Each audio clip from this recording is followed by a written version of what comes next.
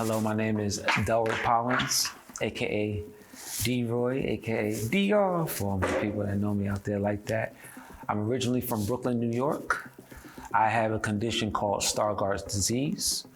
I was diagnosed when I was 20 years old, but I've been dealing with it since I think like 16 is when it started. I didn't know what it was in the beginning. They said I had dyslexia. That's what they thought I had. And I just remember playing basketball and not being able to catch the ball. And people throw the ball and it would hit me in the chest. And people was like, you got butterfingers. And I'm like, no, I don't think it's that. I was 19 and I was in the mailroom.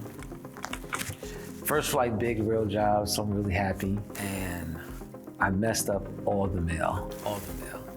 like jacked it up, like really bad. They called me into the office. This is like the first week. She goes, either you really hate this job or your eyes are really bad. And she sent me to some specialists. I went to about 6 specialists, I believe. And the last person diagnosed me and I had Stargardt's. So that's how I found out that I had Stargardt's disease. So by the time I was 14, 15, my mother would be like, get something off the counter, or like get my keys, or get this. And I remember going to the counter and the keys would be not there. And she'd be like, boy, stop playing. And she would pick up the keys and the keys would like reappear. It was almost like it would disappear and come back. And I didn't understand it. I thought something was wrong with me. But it also helped me because it made me like be very organized. I didn't like losing anything. So I would put everything in the same order. I would put my books in order. I would put whatever I had on my dresser, I liked the order because for me, when things were missing, it was just like my world would fall apart. And I didn't realize that my eyes were falling apart at the same time. When I was 19 and they diagnosed me, like nobody had Stargardt's. A lot of doctors didn't even know what it was at that time. They didn't know what it was. They didn't know how to treat it. There was no cure. And they told me I only had 2 years to see. They only gave me 2 years. They said either you're gonna go totally blind or you'll get half of your vision.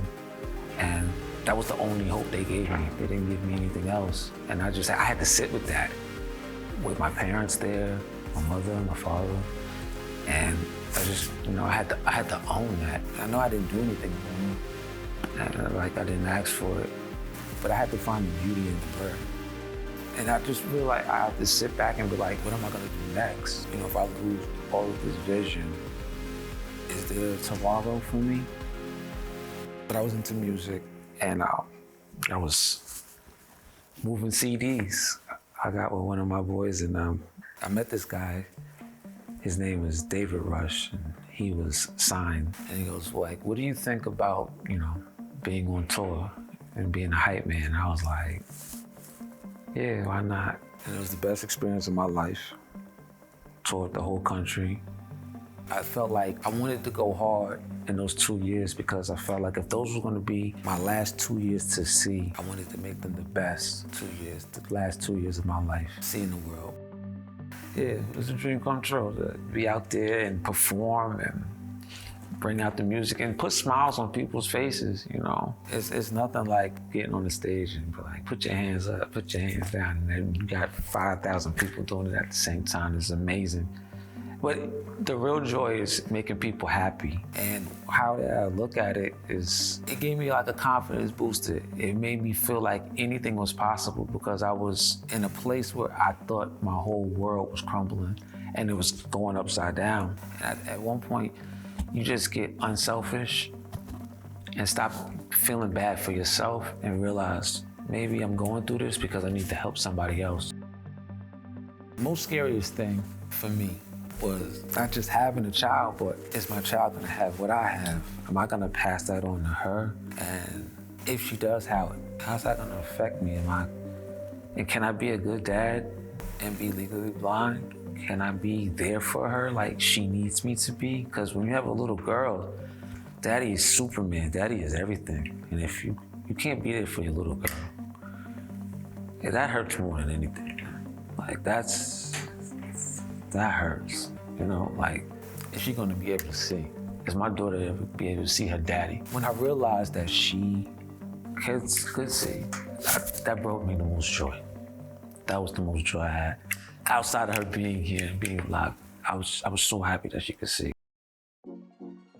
When it came down to like reading a story, like story time with my daughter, I got creative. I would take the book and I would make up the story because I knew I couldn't read the book.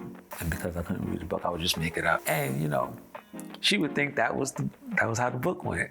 And you know, when her mother would read the book, it didn't sound the same. She was like, that ain't it. That ain't how Daddy read it.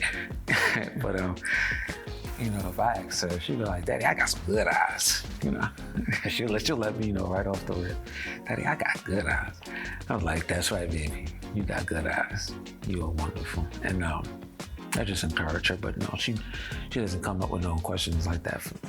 You know, for her now, the only question that comes up is, Daddy, you work a lot. Don't give up hope. There's always another option. Because like I said, when the 6 doctors told me no, I didn't know what I had. 1 doctor told me yes and told me what I had. And it helped me get on a course to where I needed to be in life. Keep seeking, keep doing research. Have a goal, meet that goal. Write down your dreams, write down your affirmations. Your visions make you great. Who you are as a person, that's what makes you great. Not about what you can physically see.